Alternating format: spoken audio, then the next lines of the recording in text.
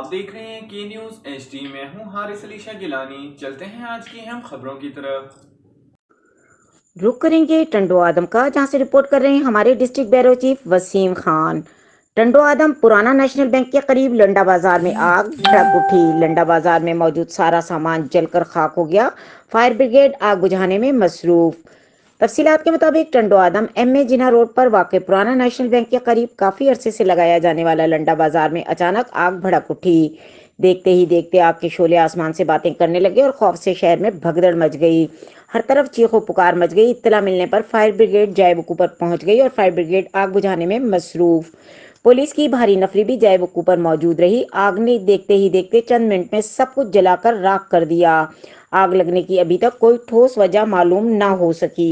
مزید خبروں اور اپڈیٹس کے لیے ہمارے ساتھ رہیے گا۔ تب تک کے لیے اپنا خیال رکھیے گا۔ اللہ حافظ۔